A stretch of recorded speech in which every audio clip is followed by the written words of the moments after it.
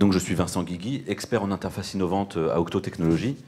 Et je vous parle en tant qu'expert. J'ai même eu un titre honorifique de la part de Microsoft pour mon investissement sur les interfaces naturelles et l'évangélisation sur ces technologies.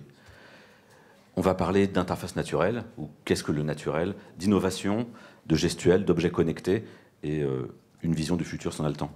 Vous avez peut-être encore ce type d'interface chez vous, ou au moins certaines banques l'ont, des interfaces très ligne de commande. On est super efficace. Il faut connaître.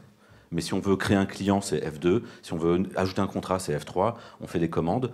La RATP, ils étaient super efficaces avec ça. Si on leur met une interface Windows, icon, menu pointer, une interface graphique, bah, ils perdent en productivité. Il faut aller dans les menus. Vous avez peut-être eu ça, vous avez peut-être eu des freins à mettre en place ce type d'interface pour des gens qui passaient de la ligne de commande à ça. Mais les gens peuvent y aller plus facilement. Bon, c'est qu'une souris, c'est un peu plus facile. On clique là où on veut. Il y a moins de formation. Maintenant, on a le tactile, les iPads. Imaginez des vendeurs qui ont un iPad, ils peuvent vendre très facilement. Ils touchent, voilà, et ça marche. Mais c'est facile, mais c'est un peu moins efficace. Et là, le futur, il y a un boom ces derniers mois, ces interfaces gestuelles. Il y a des capteurs 3D comme celui que j'ai ici, il y a des versions plus petites, qui détectent ce qu'on fait avec son corps à distance. C'est inspiré d'un des capteurs de jeux vidéo pour les consoles de salon. Donc on passe, si vous avez suivi là, un peu cette trajectoire, on passe d'un travail d'expert, de spécialiste, à un travail de néophyte. Donc on peut remplacer quelqu'un qui a travaillé 10 ans dans la boîte, qui connaît toutes les commandes, par un intérimaire, qui va aussi pouvoir vendre, mais peut-être un peu plus lentement. Mais au moins, ils seront interchangeables. On va dire que c'est une stratégie d'entreprise. Est-ce qu'on veut mettre des gens très, très efficaces, très spécialisés, ou des gens un peu plus jeunes, mais qui pourront prendre la main très facilement sur un système? Est-ce qu'on perdrait en précision ou en efficacité? On l'aura en naturel ou en rapidité d'apprentissage. Avec les interfaces naturelles, j'en parle juste après, ben, il n'y a pas d'apprentissage, ou très court. Vous demandez à une grand-mère ou un enfant de 3 ans de cliquer un endroit à l'écran, ben, faut comprendre comment marche la souris. Vous êtes peut-être habitué, donc c'est assez rapide, mais une grand-mère ou un enfant, ben, ils ne savent pas comment ça marche naturellement. Si on leur met un écran tactile, ben, on leur dit appuie sur un bouton, ben, ils vont le toucher directement. Juste pour l'anecdote, vous regarderez la prochaine fois que vous prendrez votre souris en main, la première chose que vous allez faire, c'est essayer de la bouger pour voir où est le curseur à l'écran. Et ensuite, vous visez, vous allez un peu trop loin et vous réajustez. Maintenant, vous le faites rapidement, mais c'est quand même un effort intellectuel important, alors qu'on pourrait essayer d'oublier cette interface, ce périphérique, et se concentrer uniquement sur l'objet que l'on veut manipuler.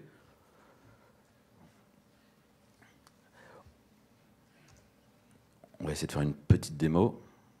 Je la fais sans le micro pour éviter les interférences.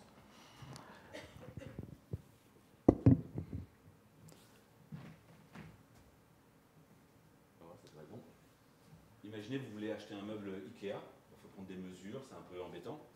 Il faut chercher sur le site, mais malheureusement sur le site on ne peut pas chercher par mesure, mais on va chercher par nom de meuble en suédois. Pas facile. Ou on va en magasin et on vérifie, puis il y a un meuble qui a peut-être la même taille, mais il dépasse un peu, c'est pas bon. Ben, je pourrais être dans mon salon, et là j'ai mon canapé, là j'ai une fenêtre, donc je veux un meuble de là, jusqu'ici, ça me dit la taille directement, avec cette hauteur. Bon, il ne voulait pas mes pieds, donc il a mal estimé la hauteur. Avec 3 portes et 2 étagères. Avec 3 portes et 2 étagères. Cherchez le meuble.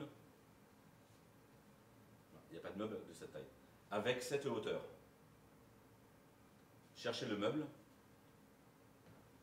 Je vais réorienter la caméra, vous ne voyez pas mes pieds. Pour estimer la hauteur, il faut quand même avoir un minimum. Cette hauteur. Cette hauteur. Recommencez.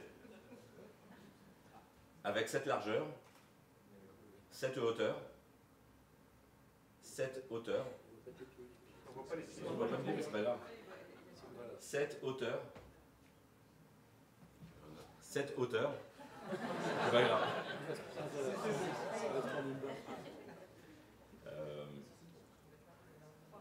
En temps réel,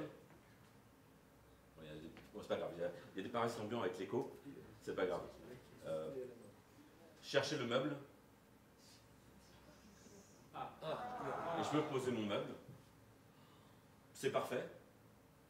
Hop, je l'ai posé là où je voulais. Donc là, on a un système un peu de réalité augmentée. Vous pouvez applaudir si ça vous plaît.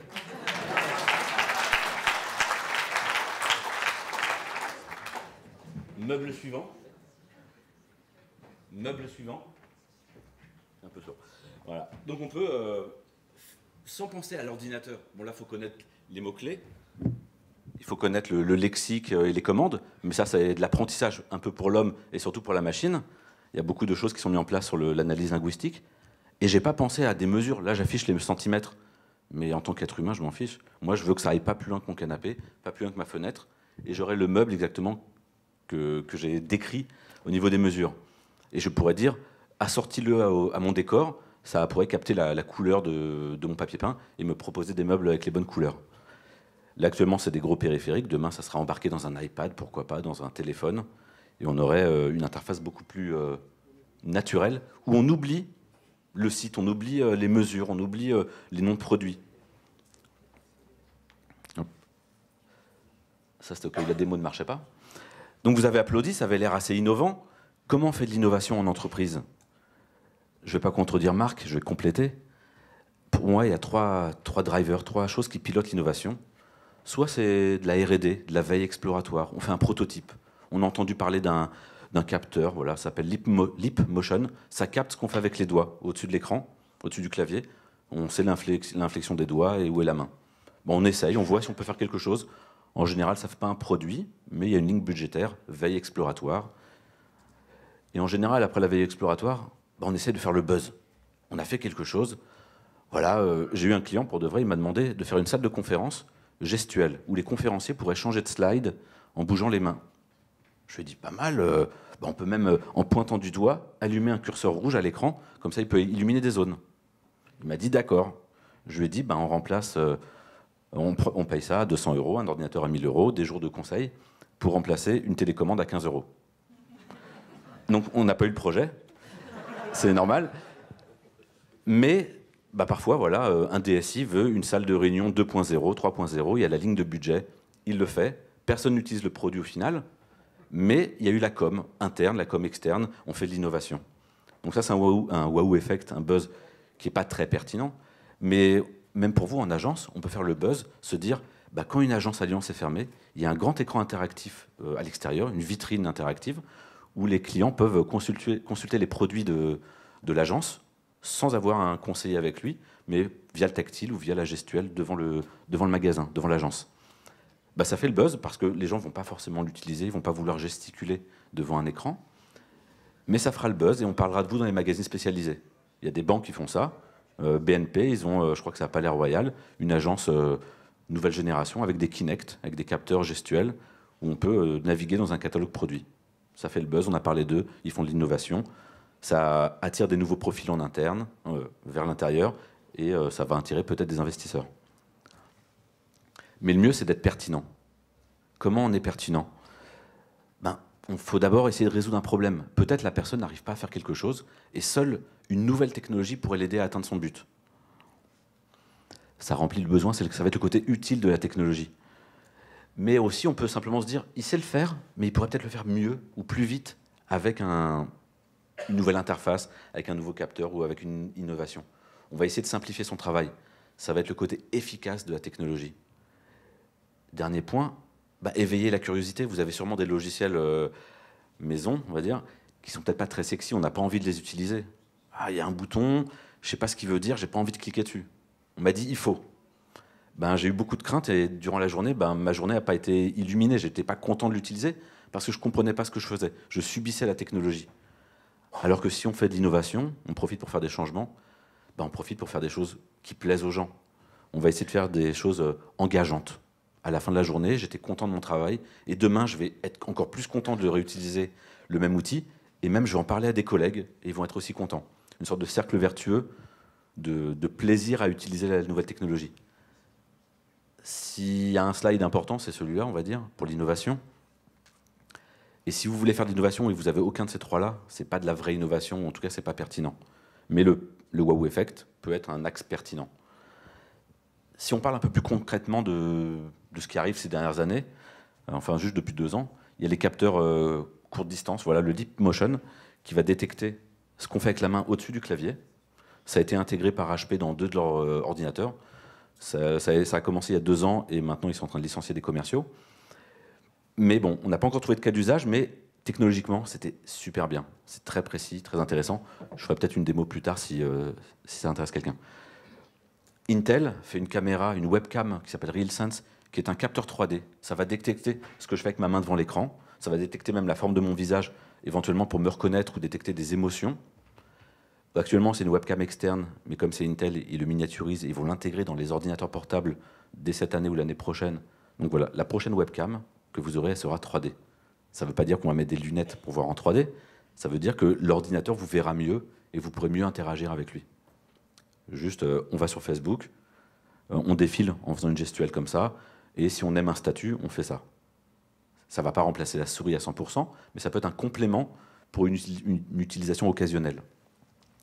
Et le Kinect, qui est un périphérique fabriqué par Microsoft, qui détecte le corps humain, et aussi bien à distance qu'à courte distance, comme je vous l'ai montré tout à l'heure.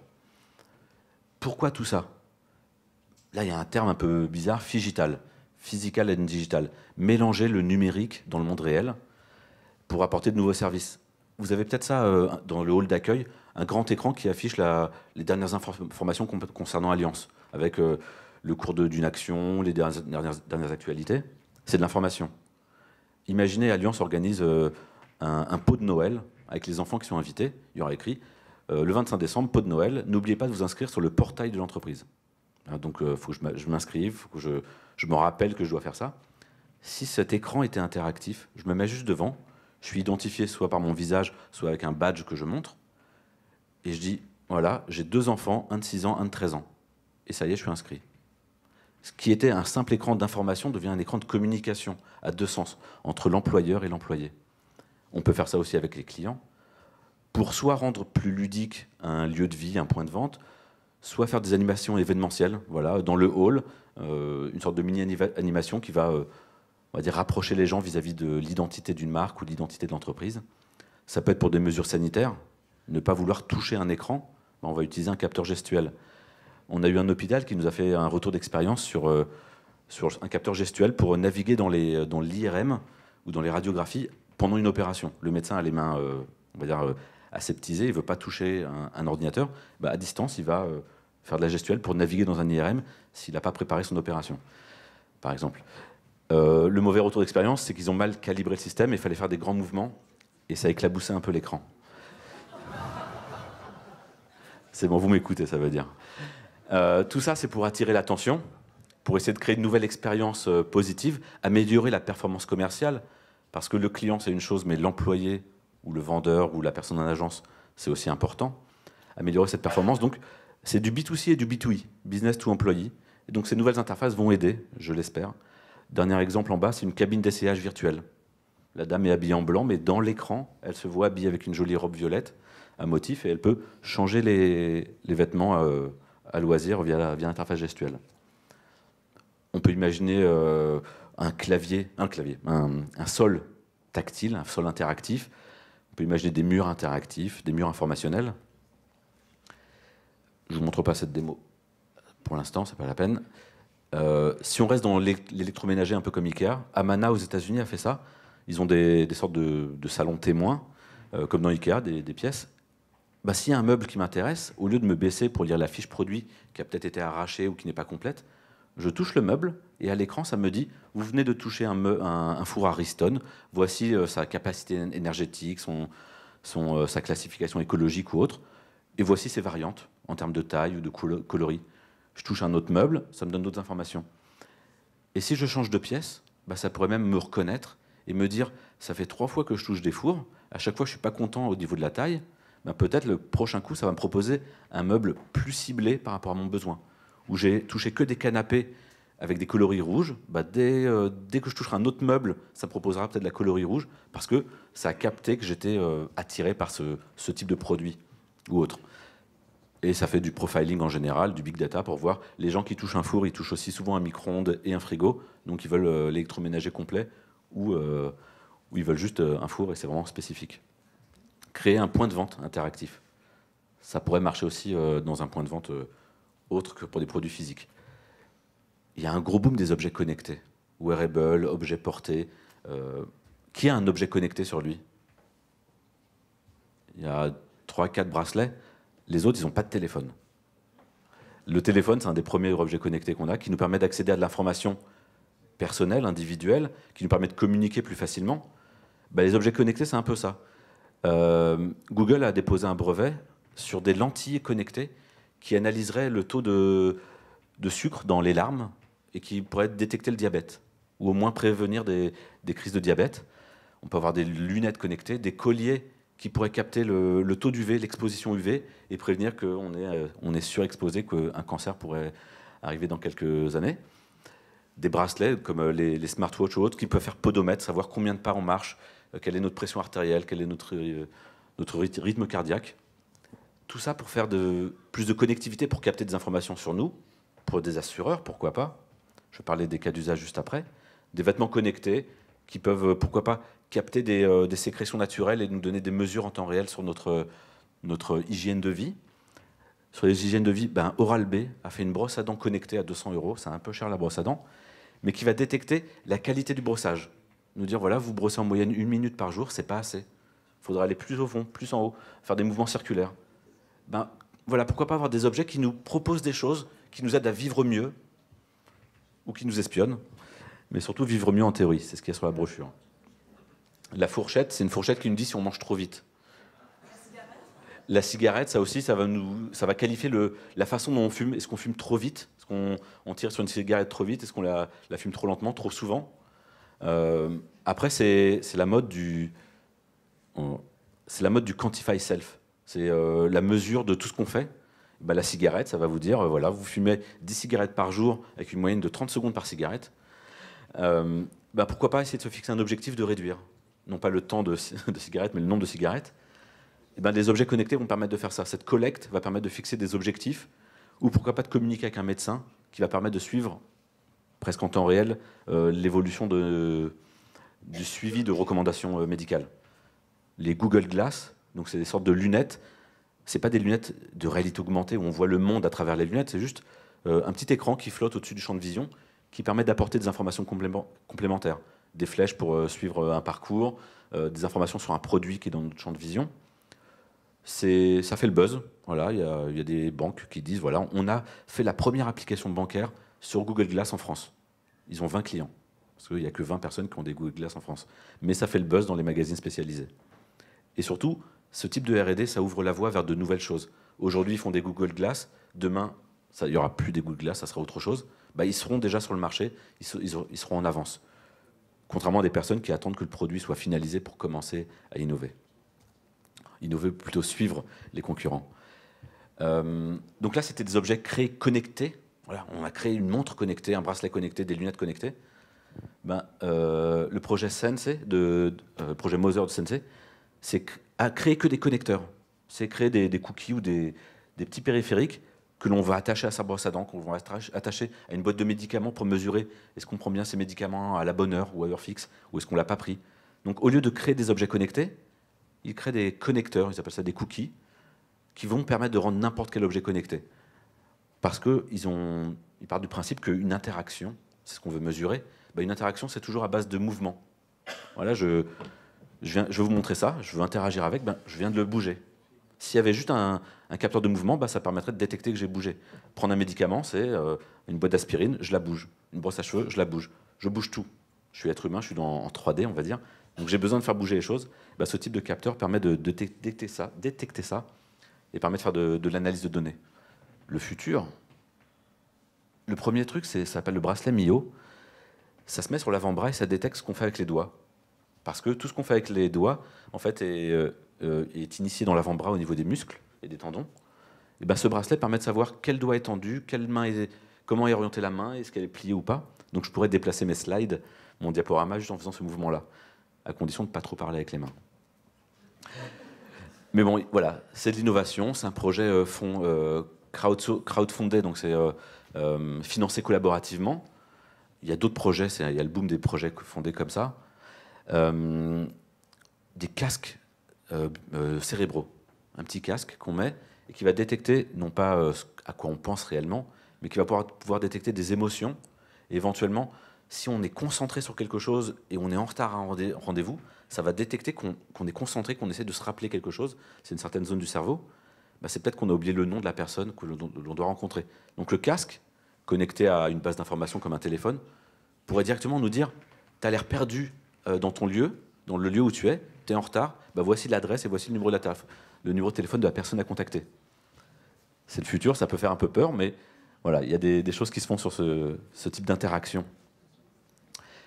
Sur les objets connectés dont je parlais tout à l'heure, le Quantify Self, donc le culte de la mesure et du dépassement de soi, ça passe par là. Faire de la santé connectée, voilà. Est-ce que je fais bien mes exercices? Je pourrais avoir un Kinect comme ça dans mon salon, et mon kiné m'a dit, faites les exercices. Ben, cette caméra pourrait vérifier que je fais bien mes exercices, pourrait compléter les instructions du médecin et me dire, ah, j'ai pas levé le bras assez haut, ok, l'ordinateur me le dit. Et même, ça pourrait être envoyé à l'assureur pour dire, oui, le patient fait bien ses exercices, il a bien le droit à un financement ou une réduction sur les prochains exercices. La sécurité, la domotique ou même la surveillance. Dans la rue ou même en maison spécialisée, une personne marche de plus en plus lentement, elle a un bras un peu ballant alors que tout à l'heure il n'était pas ballant, la personne va peut-être faire un malaise. On peut appeler les secours avant que la personne tombe grâce à des nouveaux capteurs, soit sur elle, soit ambiants. Améliorer les interactions sociales, contrôler des choses à distance. Les montres connectées, souvent, c'est comme un écran déporté pour son téléphone. Je reçois un SMS, je regarde ma montre. Pourquoi pas? Il y a le boom des objets. Marc en parlait dans l'innovation, il y a des cycles. Bah là, on est dans la partie vraiment technologique. La techno permet de faire plein de choses. Ça va un peu se tasser quand les gens se diront ben, c'était intéressant, mais ça sert à rien. Exemple. Les véhicules connectés, pourquoi pas faire du coaching en conduite? La voiture peut repérer que je conduis pas très bien, j'ai toujours tendance à dériver un peu vers la droite. Mais à un moment où je suis dans un parking, ça pourrait me dire faites un exercice. Allez, on va slalomer entre les voitures parquées. Pourquoi pas? Ou juste regarder que je suis en train de... J'ai pas le niveau d'attention suffisant. Je suis en train un peu de sombrer dans un demi-sommeil, soit parce que mes yeux se ferment, soit parce que mon activité cérébrale diminue. Mais la voiture pourrait nous guider et nous donner plus de soutien sur ce genre de choses. Marc en parlait encore. Aldébaran Robotique, qui a fait l'annonce hier de la mise en place de ce type de robot. C'est moyennement joli, ça peut faire peur. Dans les agences SoftBank au Japon. Aujourd'hui, c'est dans les banques. Demain, ils veulent aller dans les maisons spécialisées et pourquoi pas à domicile pour guider. C'est un ordinateur un peu intelligent avec des caméras qui permettent de détecter l'émotion des gens. Ça va détecter que je suis contrarié, ça va me jouer une jolie musique. Ça va détecter que je suis de très bonne humeur, ça va me jouer une autre musique. Ça va pouvoir me poser des questions, apprendre, et je vais pouvoir même lui poser des questions, avoir des réponses. De replanifier un rendez-vous, ou même de lui demander où a lieu mon prochain rendez-vous. Une sorte d'assistant intelligent. Est-ce que vous avez entendu parler de responsive design? C'est un truc à la mode, surtout sur téléphone et tablette. C'est le fait d'adapter le contenu à la forme de l'écran. J'ai un téléphone, ben, j'ai pas beaucoup de surface d'affichage, mais on va contenir le contenu sur cette surface pour que ce soit bien lisible sur cette taille d'écran. J'ai un iPad, on peut mettre plus de choses, donc l'organisation du contenu va être réagencée. Je tourne mon iPad, ça passe en portrait, en paysage, comme si le contenu c'était de l'eau. Ça va s'ajuster à la forme du périphérique ou de l'interface. C'est un peu restrictif quand même. On va s'adapter à la surface de l'écran. Si on pouvait faire quelque chose de plus personnalisé, je bois de l'eau, ok, j'ai différents types de bouteilles, mais moi j'ai envie de boire avec une paille, avec un biberon, avec une cuillère. C'est la façon dont je vais consommer l'information qui m'intéresse. On va essayer de faire du User Responsive Design. Par exemple, vous ne faites pas du Facebook peut-être au travail, mais c'est pas grave, je vais donner cet exemple. Je suis devant mon ordinateur, je regarde Facebook, je suis concentré sur Facebook. Non, je ne suis pas concentré, j'ai envie d'être un peu en retrait par rapport à l'écran, c'est un peu décontracté, lire Facebook. Ben, je vais me pencher un peu en arrière, et pourquoi pas changer la taille de la police. Là, on ne voit pas très bien, mais je suis près de l'écran, c'est très dense, je recule un petit peu, je change mon attitude, et la taille de l'écran, la taille des caractères, les menus vont disparaître en fonction de ce que je peux faire à une certaine distance. J'ai cette démo qui marche réellement, mais je ne vais pas la montrer parce qu'on n'a pas le temps. Mais voilà, adapté à l'utilisateur. Mais pourquoi pas aussi adapté à ses capacités motrices? J'ai un problème avec la main gauche, ben on va mettre un menu à droite, on va me permettre d'utiliser vraiment de manière efficace la souris à droite ou à gauche. On va voir que j'ai des problèmes de vue, ben carrément automatiquement agrandir la police. Je suis daltonien, on va changer la colorimétrie de l'interface. Et même, je suis embêté. Il y a un détecteur de rythme cardiaque dans ma montre. Je suis concentré, je fronce les sourcils, la caméra détecte ça. Et ça me dit, vous êtes en train d'écrire un email à votre patron, vous avez l'air stressé, prenez un décaféiné. Ça serait bien. Détecter un peu l'émotion des gens et adapter l'interface, soit de manière passive, soit de manière proactive. L'ordinateur va me dire, réessaye plus tard. Et le futur, ben, on avait les interfaces graphiques normales, les interfaces naturelles, Natural User Interface, donc vraiment où c'est de la gestuelle, des composants intégrés. Voilà, la montre, c'est une interface en elle-même. Le bracelet, c'est une interface. Le collier qui va détecter mon rythme, l'exposition UV, c'est une forme d'interface. Je peux peut-être interagir avec lui ou lui me fournir de l'information. Donc intégré un peu partout. Tellement intégré partout que l'interface est partout. Je touche un meuble, quelque chose, soit le meuble, soit un truc ambiant, va détecter que je l'ai touché et me proposer de l'information sur ce meuble. Une sorte d'intelligence ambiante ou une sorte d'immersion dans un monde connecté. En parallèle, j'ai des objets très personnels comme les Google Glass ou les montres, où c'est que pour moi. J'ai pas envie que les autres sachent que j'ai touché un meuble. J'ai touché un meuble et ma montre va dire « J'ai repéré que tu as touché le meuble, tu es intéressé, tu veux l'acheter, on en parlera plus tard. » Et plus loin, tellement tout est connecté. Peut-être nous serons connectés. Je ne parle pas d'implants sous-cutanés, mais pourquoi pas? Il y a eu des expérimentations. Une démo visuelle. Si vous êtes déjà allé en conférence, à la fin de la journée, vous vous retrouvez avec plein de cartes de visite et vous ne savez pas forcément qui est qui. Avec quelle personne j'ai parlé d'interface naturelle, avec quelle personne j'ai parlé d'assurance. J'ai 2 cartes de visite, je ne sais plus qui est qui. Si au moins j'avais la photo dessus. Alors on peut mettre des photos sur les cartes de visite, c'est vrai. Donc ça, on l'a déployé dans une conférence pour un espace networking. On imagine qu'on n'a pas de carte de visite, on se met devant la borne, on montre son badge et on établit un lien, une relation avec la personne, juste en se serrant la main. À ce moment-là, la photo est prise et je reçois un email avec les coordonnées de la personne. J'ai pas pensé à mon ordinateur, à mettre en Bluetooth et à envoyer une carte de contact en Bluetooth ou en NFC ou quoi que ce soit, où je lui ai pas dit « Dicte-moi ton numéro de téléphone pour que je puisse t'envoyer un SMS avec mon numéro. » Là, on s'est serré la main, ça marchait. Si ça vous plaît aussi, vous pouvez applaudir.